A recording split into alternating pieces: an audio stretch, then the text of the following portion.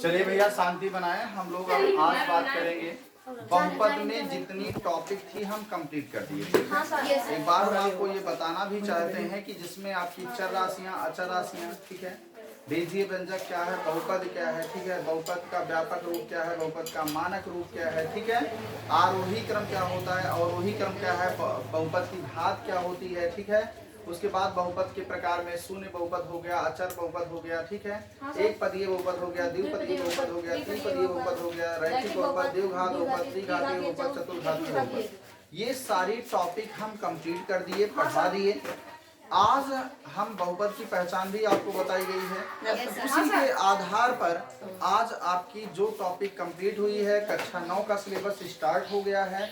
बहुपद में आज हम लोग चर्चा करेंगे प्रश्नावली 2.1, ठीक है ना।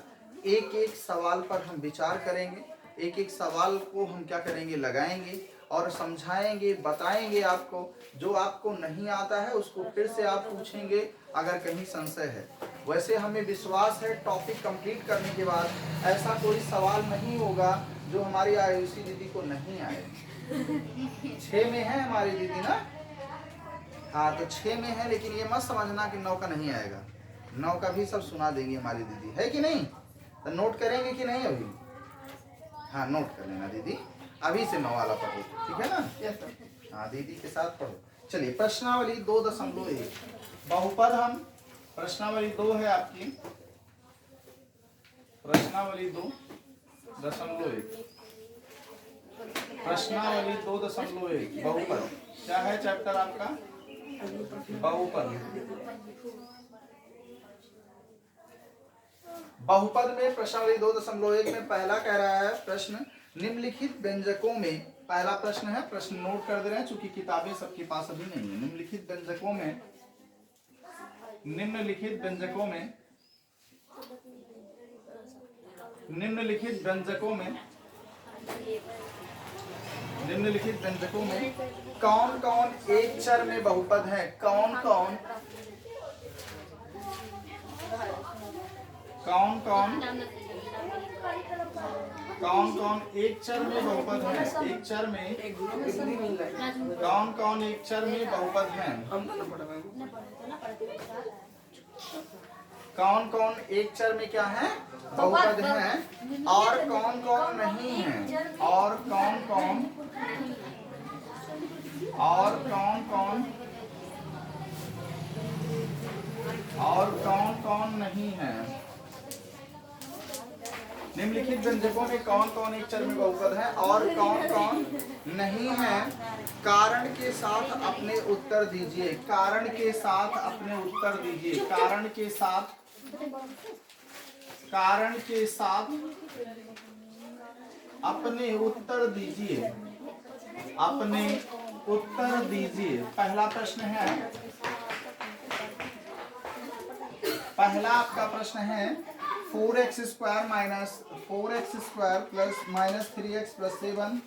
दूसरा प्रश्न आपका है y² प्लस √2। तीसरा पद है 3√t प्लस t√2। और चौथा आपका है y प्लस 2/y। और आपका पांचवा है x की घात 10 प्लस y की घात 3 t की घात 50। चलो अब सब बच्चे हमारे ध्यान दें, थोड़ी सी बात समझें। देखो ध्यान से समझो, बहुपद की हम 4 पहचान बताए थे। पहली क्या थी, पदों की संख्या सीमित होनी चाहिए, एक ही चर राशि होनी चाहिए। चर राशि कितनी हो, एक।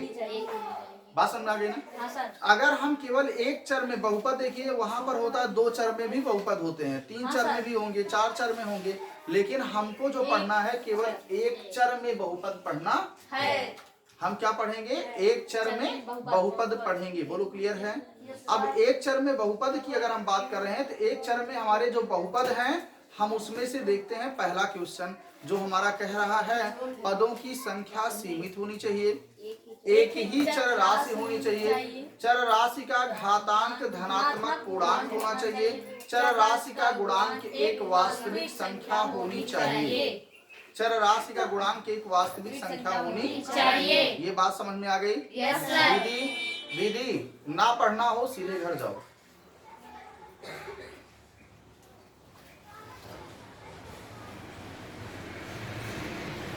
पढ़ाया जाए तो केवल सामने देखो, अगर पढ़ने का मन नहीं है सीधे घर जाओ।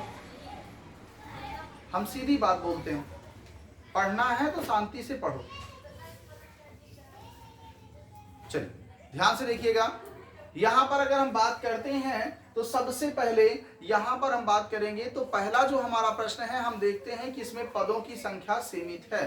पदों की संख्या क्या है? सीमित है। उसके बाद हम बात करेंगे कैसे पता चला पदों की संख्या सीमित है। पहला प्रश्न हम पहला लिखेंगे, यहाँ पर पहले नियम पर क्या लिखेंगे?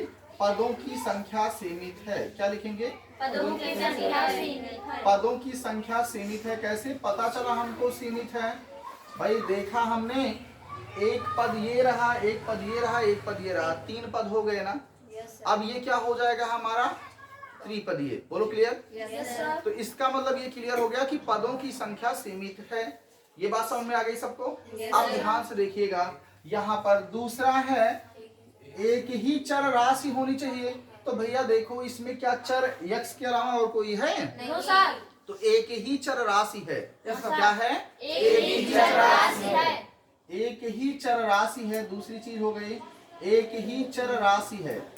एक ही चर राशि है। बोलो क्लियर? Yes sir. पदों की संख्या सीमित है। दूसरा एक ही चर राशि है। ठीक है ना? दूसरा कंडीशन क्या आ गई? एक ही चर राशि है। तीसरा हमने कहा चर राशि का घातांक धनात्मक पूर्णांक है। देखो इसकी घात 2 है, इसकी घात 1 है, तो धनात्मक पूर्णांक हुआ। हम लिखेंगे चर राशि का घातांक धनात्मक पूर्णांक है। चर राशि का घातांक, चर राशि का घातांक धनात्मक पूर्णांक है। चर राशि का घातांक धनात्मक पूर्णांक है। ठीक है? चर राशि का घातांक क्या है? धनात्मक पूर्णांक है। चौथा नियम हमारा कहता है, जो लास्ट बचा, अगर यही फॉलो हो जाता है नियम चारों, तो इसका मतलब ये बहुपद है, नहीं तो नहीं। अगर कोई भी फेल हुआ नियम एक, तो बहुपद नहीं होगा। आप ध्यान से समझो। हमने जैसे देखा चर राशि का जो गुणांक है वो एक वास्तविक संख्या, चाहे 4 हो गया, -3 हो गया, ये 7 हो गया। चर राशि का जो गुणांक है एक क्या है? वास्तविक संख्या है। यहाँ चौथा हम बात करेंगे चर राशि का गुणांक। चर राशि का गुणांक, चर राशि का गुणांक एक वास्तविक संख्या है। चर राशि का गुणांक एक वास्तविक संख्या है। एक वास्तविक संख्या है। चर राशि का गुणांक एक वास्तविक संख्या है। बोलो क्लियर? चर राशि का जो गुणांक है वह क्या है? एक वास्तविक संख्या है। बोलो क्लियर हो गया? चारों नियम हो गए कंप्लीट। अगर चारों नियम फॉलो हो रहे हैं तो बड़े प्यार से लिखेंगे, अतः 4x स्क्वायर -3x + 7 एक बहुपद है। क्या है? बहुपद है।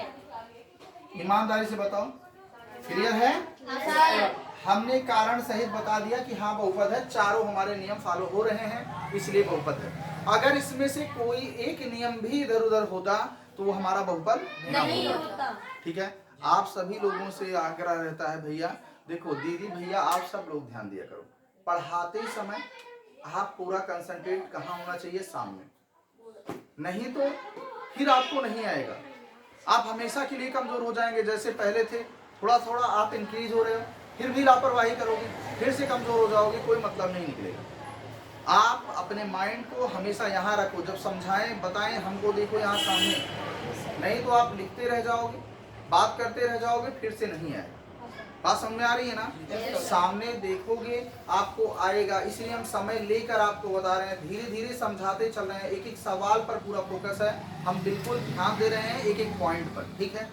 समझ बात आ रही है ना? अब दूसरा सवाल, दूसरा वाला जो प्रश्न है हमारा, पहला समझ में सबको आ गया होगा। दूसरा जो प्रश्न है हमारा वो कह रहा है y² + √2। बोलो क्लियर? पहला नियम देखते हैं हम। ठीक है? तो हमने देखा यही सेम प्रोसेस में हम सब कुछ यही लिख देंगे। कैसे भाई? देखो पदों की संख्या सीमित है। बोलो क्लियर? पदों की संख्या क्या है? सीमित है। तो अगर हम बात करें कि ये चारों नियम इसमें फॉलो कैसे हो रहे हैं, चेक कर लीजिए। एक ही चर राशि है अकेले भाई, और जो चर राशि है उसका घातांक धनात्मक पूर्णांक है, और इसका गुणांक भी एक वास्तविक संख्या है। अतः हम कह सकते हैं कि ये बहुपद है। तो हम बड़े प्यार से ये पूरा लिखने के बाद लिखना, अतः y² + √2 एक बहुपद है। बोलो क्लियर? हाँ सर। चारों नियम मिले कि नहीं मिले? हाँ या ना में जवाब दो। इसमें भी लिखिएगा, हम तो लिखा था दिखा दिए, ये लिखना है। क्लियर हो गया? अब तीसरा देखिएगा, अब ध्यान से सब लोग तीसरा देखिए, समझिएगा, उसके बाद हमको बताना। 3√t प्लस √2 ना, पदों की संख्या सीमित है, एक ही चर राशि है, परंतु चर राशि का यहाँ पर परंतु चर राशि का जो घातांक है वो धनात्मक पूर्णांक नहीं है। पहला नियम हमको मिल रहा है, देखो ध्यान से। पदों की संख्या सीमित है, पदों की संख्या सीमित है, पदों की संख्या क्या है? सीमित है, पदों की संख्या सीमित है। दूसरा, एक ही चर राशि है, एक ही चर राशि है, एक ही चर राशि है। तीसरा, एक ही चर राशि है। तीसरा है चर राशि का घातांक, चर राशि का घातांक, चर राशि का घातांक धनात्मक पूर्णांक है, चर राशि का घातांक धनात्मक पूर्णांक है। क्या है? नहीं, चर राशि का घातांक धनात्मक पूर्णांक नहीं है, धनात्मक पूर्णांक नहीं है। अब पूर्णांक क्यों नहीं है? 1/2 क्या पूर्णांक है? नहीं, परिमेय है। बोलो क्लियर? पूर्णांक नहीं है। हमने कह दिया चर राशि का घातांक धनात्मक पूर्णांक नहीं है, एक परिमेय संख्या है, एक परिमेय संख्या है, एक परिमेय संख्या है। अतः कह सकते हैं, जब ए वाला फेल हुआ फिर तो कोई मतलब नहीं चौथा लिखने का, ठीक है? तो हम क्या लिखेंगे? अतः 3√t प्लस t√2 एक बहुपद नहीं है, एक बहुपद नहीं है। ईमानदारी बताओ, समझ में आया? तीसरा हो गया क्लियर? चौथा देखिएगा, चौथा है y प्लस 2/y, और 2/y को लिख सकते हैं y प्लस 2y की घात -1। बोलो क्लियर? अब इसमें भी क्या हो गया? पदों की संख्या सीमित है, एक ही चर राशि है, लेकिन चर राशि का घातांक धनात्मक पूर्णांक नहीं है, ऋणात्मक पूर्णांक हो गया, इसलिए बहुपद नहीं है। तो आप बड़े प्यार से लिखेंगे, पहला पदों की संख्या सीमित है, पदों की संख्या सीमित है। दूसरा, एक ही चर राशि है, एक ही चर राशि है, चर राशि का घातांक, चर राशि का घातांक धनात्मक पूर्णांक नहीं, चर राशि का घातांक धनात्मक पूर्णांक नहीं है। अतः क्या लिखेंगे? y प्लस 2/y बहुपद नहीं है। मान लो, बताओ, समझ में आया? Yes, sir. अब जो चौथा बचा उसमें समझ लो, इसमें भी हम कहेंगे पदों की संख्या सीमित है,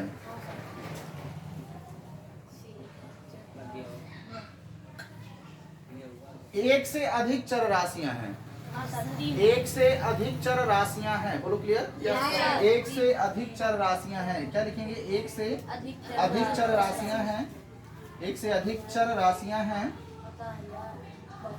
एक से अधिक चर राशियां हैं।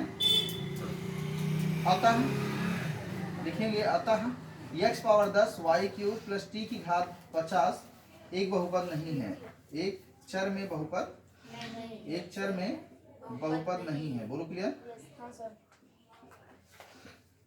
ईमानदारी से बताओ, क्या ये पांचों सवाल, पहले का 5 सवाल आ गया कि नहीं? सबको सबको कंप्लीट अच्छे से आ गया? चलिए इसको नोट करें, फिर आगे बताएं।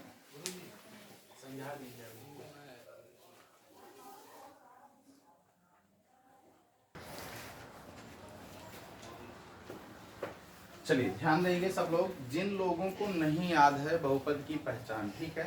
तो जब बहुपद की पहचान नहीं पता रहेगी आपको, बहुपद की परिभाषा नहीं पता रहेगी, तो आपको कैसे आएगा ये पहला सवाल, ठीक है?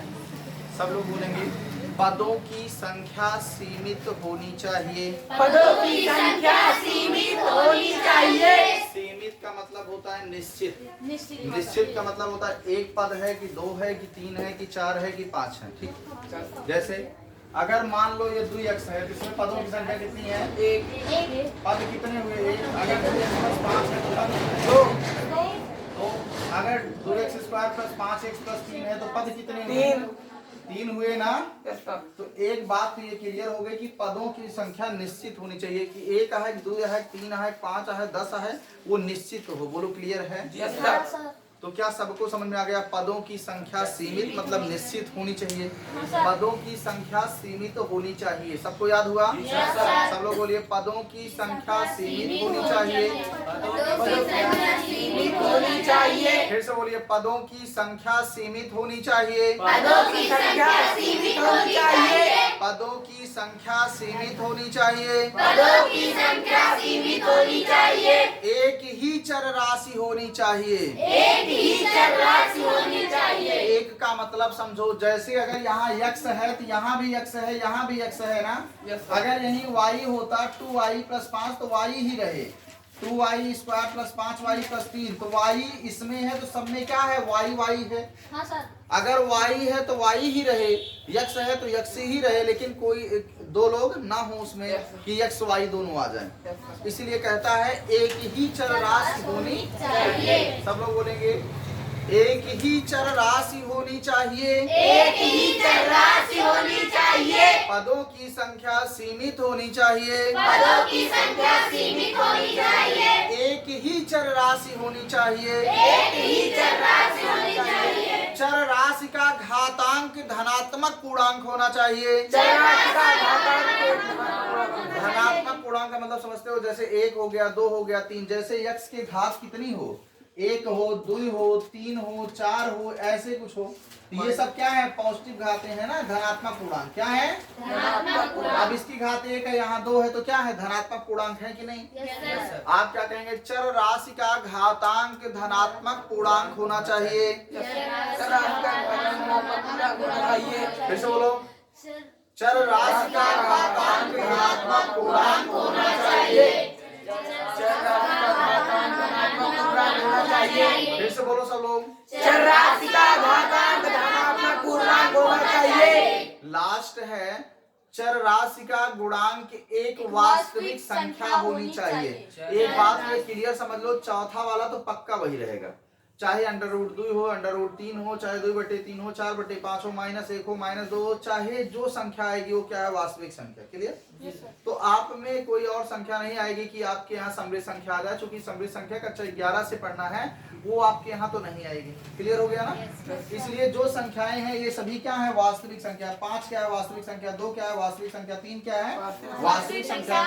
इसीलिए कहता है चर राशि का गुणांक एक वास्तविक संख्या होनी चाहिए। सब लोग बोलो, चर राशि का गुणांक एक वास्तविक संख्या होनी चाहिए। चर राशि का गुणांक एक वास्तविक संख्या होनी चाहिए। चर राशि का गुणांक एक वास्तविक संख्या होनी चाहिए। फिर से बोलो, चर राशि का गुणांक एक वास्तविक संख्या होनी चाहिए। चर राशि का गुणांक एक वास्तविक संख्या होनी चाहिए। चर राशि का गुणांक एक वास्तविक संख्या होनी चाहिए। चर राशि का गुणांक एक वास्तविक संख्या होनी चाहिए। चर राशि का गुणांक एक वास्तविक संख्या होनी चाहिए। चर राशि का गुणांक एक वास्तविक संख्या होनी चाहिए। फिर से बोलो, चर राशि का गुणांक एक वास्तविक संख्या होनी चाहिए। चर राशि का गुणांक एक वास्तविक संख्या होनी चाहिए। पदों की संख्या सीमित होनी चाहिए। पदों की संख्या सीमित होनी चाहिए। एक ही चर राशि होनी चाहिए। एक ही चर राशि होनी चाहिए। चर राशि का गुणांक एक वास्तविक संख्या होनी चाहिए। चर राशि का गुणांक एक वास्तविक संख्या होनी चाहिए। चर राशि का घातांक धनात्मक पूर्णांक होना चाहिए। चर राशि का गुणांक एक होना चाहिए। क्लियर हो गया? अब पहला प्रश्न सबको समझ में सब आ गया? चले हम लोग आगे।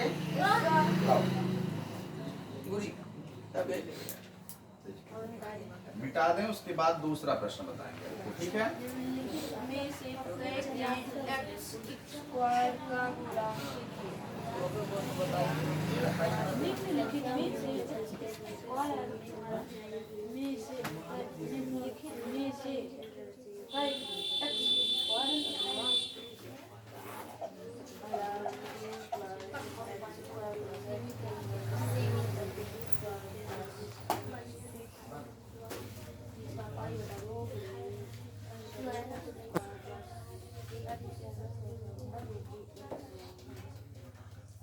चलिए देखिएगा सब लोग ध्यान से। दूसरा जो प्रश्न है आपका, कह रहा निम्नलिखित में से प्रत्येक में x² का गुणांक ज्ञात कीजिए। दूसरा प्रश्न है निम्नलिखित में से प्रत्येक में निम्नलिखित में से प्रत्येक में x स्क्वायर का गुणांक कीजिए। प्रत्येक में x स्क्वायर का गुणांक कीजिए। x स्क्वायर का गुणांक लिखिए। गुणे में जो अंक होता है वही क्या होता है? गुणांक।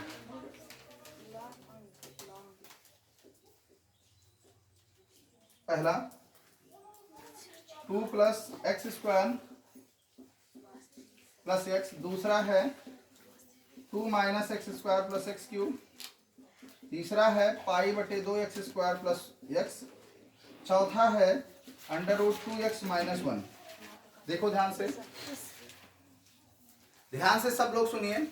यहां पर हम बात किए एक्स स्क्वायर के गुणांक की, तो आपको ध्यान क्या देना है? जैसे मान लीजिए लिखा है 4x स्क्वायर, तो यहाँ एक्स स्क्वायर के गुणे में क्या मिला? 4। क्लियर हो गया? अगर यही लिखा होता माइनस 5x स्क्वायर, तो आप इसके गुणा में क्या मिला? -5। क्लियर? चिन्ह आगे जो रहेगा उसको भी लेना है आपको, ठीक है? गुणे में जो अंक होगा वही गुणांक होता है, लेकिन चिन्ह सहित ध्यान देना, ठीक है? अगर यही लिखा होता -2√2x स्क्वायर, तो आपका ये पूरा गुणांक होता। अगर यही लिखा होता -2√2/3x स्क्वायर, तो आपका ये पूरा गुणांक होता। बोलो क्लियर? ईमानदारी बताओ, सबको समझ में आया? अब ध्यान दो, इसमें x स्क्वायर का गुणांक कुछ नहीं है, तो क्या है? 1। क्या है? 1। तो यहाँ लिखोगे इस वाले में क्या उत्तर होगा? x स्क्वायर का गुणांक बराबर क्या मिला? ईमानदारी बताओ, आया? और इसमें हमारा x स्क्वायर का गुणांक क्या आया? बहुत अच्छे, कितना आया? कुछ नहीं है तो 1 है, तो -1 हुआ। यहाँ x स्क्वायर का गुणांक क्या हुआ? बहुत अच्छे, x स्क्वायर का गुणांक क्या होगा? पाई बटे 2। यही तो गुणांक है, पाई बटे 2। यहाँ पर x स्क्वायर का गुणांक क्या है? बहुत अच्छे, नहीं है तो क्या है? 0। बोलो क्लियर? x स्क्वायर कहीं दिख रहा है? नहीं, तो क्या लिखेंगे? उसका गुणांक 0। क्लियर हो गया? ईमानदारी बताओ, समझ में आया सबको? आप सब लोग ध्यान से एक बात को सुनिएगा। अब हम कह रहे हैं जो उसमें प्रश्न में थोड़ा सा ध्यान से सब लोग देखिएगा, हम आपको बताने वाले हैं x cube plus x square plus x plus 1। हम आपसे पूछेंगे x क्यूब का गुणांक, तो आप क्या कहेंगे? 1। एक्स स्क्वायर का गुणांक कहेंगे तो क्या बोलेंगे आप? 1। अगर हम कहेंगे x का गुणांक, तो आप क्या कहेंगे? 1 कहेंगे। अचर पद कहेंगे तो क्या लिखेंगे आप? बोलो क्लियर है? फिर से सुनिएगा, x क्यूब का गुणांक 1, एक्स स्क्वायर का गुणांक 1, x का गुणांक 1 और अचर पद कितना होगा? 1। ईमानदारी बताओ, समझ में आया? Yes sir. झूठ मत बोलना, सही बताना। समझ में आया? Yes sir. सबको क्लियर है? Yes sir. अब एक बात समझो, अगर इसी में कहता है x पावर 4 का गुणांक, तो आप क्या लिखते हैं? x पावर 4 कहीं है? नहीं है, तो उसका गुणांक क्या है? 0। ईमानदारी बताओ, समझ में आया? अचर बहुपद क्यों 1 लिया गया? जिसके साथ चर ना हो वही अचर होता है, या कह सकते हैं जिसके साथ जिसकी घात क्या हो, जिसमें चर की घात 0 हो, वही क्या होता है? अचर बहुपद। तो यहाँ 1 के साथ x की घात 0 है। कितना है? 0। चूंकि हम जानते हैं x की घात 0 का मान क्या होता है? 1। स्टार बना के नोट भी कर सकते हैं। यदि किसी संख्या की घात 0 हो, यदि किसी संख्या की घात, दूसरा सवाल लग गया, ठीक है? यदि किसी संख्या की घात, यदि किसी संख्या की घात, यदि किसी संख्या की घात, यदि किसी संख्या की घात क्या हो?